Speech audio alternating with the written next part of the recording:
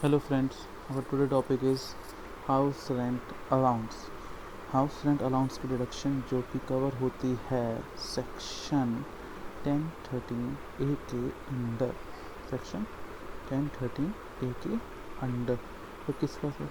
Of income tax act. Okay sir. तुमसे इसमें H R ए है क्या? H R A is the amount we receive to bear expense of rent that we are paying while we are doing a job. okay तो इसके meaning नाम में लिखा है हाउस के रेंट के लिए अलाउंस। ओके अभी मिलता किसको है? ये मिलता उसी को है जो जॉब कर रहा है।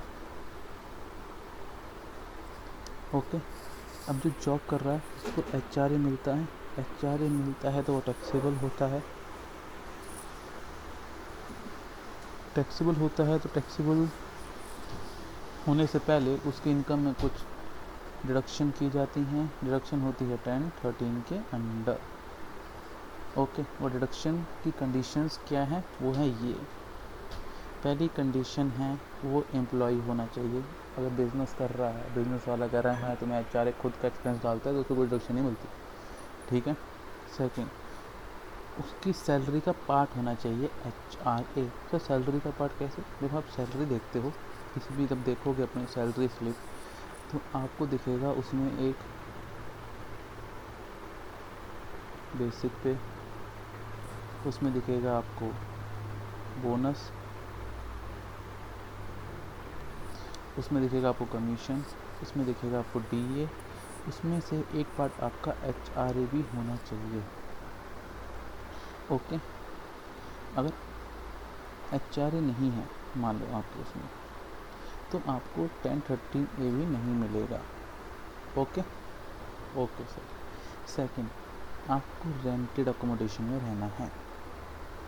अगर आप रेंट का अकोमोडेशन में नहीं रह रहे तो नहीं मिलेगा।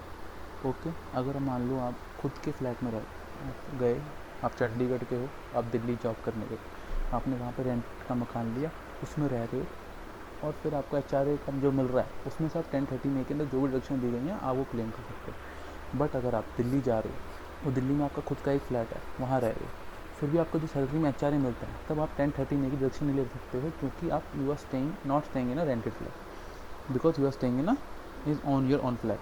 और मान लो आप आते हो अपने चाचा जी के पास रहने लगा तो दिल्ली में आप रह तो रहे हो बट वहाँ पे कोई रेंट पे नहीं कर रहे हो, तब भी आपको नहीं मिलेगा। तो first of all you have to stay in rented place. Second, you have to pay the rent for that.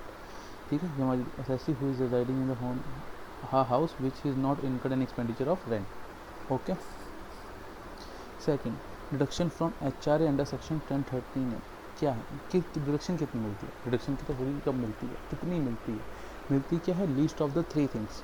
Least मतलब कम। इन तीनों में से जो सबसे कम आएगा। पहला कंडीशन क्या है? एच आर ए जितना मिला उतना ही।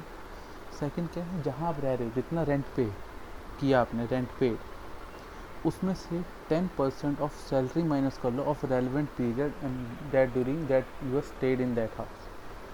थर्ड कंडीशन जो है वो दो हिस्सों में डिवाइड होती है। फर्स्ट, अगर आप रेंट ले रहे हो मेट्रो सिटी में।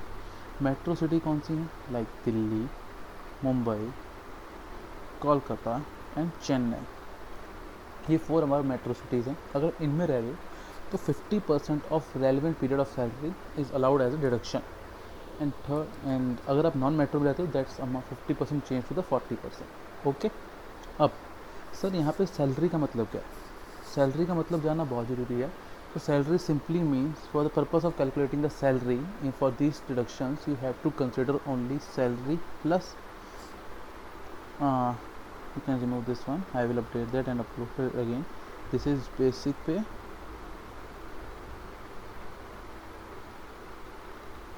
plus DA. Okay, this is our part of salary. Okay, apart from that we don't need to consider anything. Like अगर आपको कमीशन भी दिया हुआ है आपकी सैलरी का पार्ट, एक आपको दिया हुआ बेसिक पे, commission, bonus, motor car allowance, DA, children fees allowance, ये सब दे रखा है। तो आपको सिर्फ बेसिक पे और DA ही कंसीडर करना है। Apart from that you need not to consider anything else for your calculation for the purpose of salary for these two condition, this and this condition. Okay okay got it. Now ये example है। Example में simply क्या है, शुभम पांडे है, वो job कर रहा है, उसकी बेसिक पे है 3000, DA है 600 पर मंथ, कमीशन है 6000 पर एनम, मोटर कार का खर्चा 500 per month, house rent allowance is 900 per month. Find out the amount of HRA eligible for exemption for Mr. Shubham Pandey, assuming that he paid a rent of 1000 per month sorry, for accommodation at a Kanpur. DA is a part of salary for the retirement benefits. अब solution क्या है, solution देख लेते हैं। HRA actually receive कितना हमारे पास 900 into 12 which is 10,800। Exempt कितना होगा 1013 के अंदर एग्जम्प्ट होगा, जिसकी 3 कंडीशन है। 3 कंडीशन, फर्स्ट कंडीशन क्या है, actual amount receive which is same 10,800। Second condition क्या है, रेंट पेड, रेंट पे कितना था 1000 into 12 minus 10% of salary. Salary क्या था, बेसिक पे प्लस DA। अपना बेसिक पे कितना था 3000, DA कितना था 600, तो which is 3600 into 12, okay, which is we got 7680, 12,000 minus 4320। अपनी थर्ड कंडीशन क्या है 40%, because he is staying in a Kanpur, so हमारा 40% of salary which is same basic pay plus DA।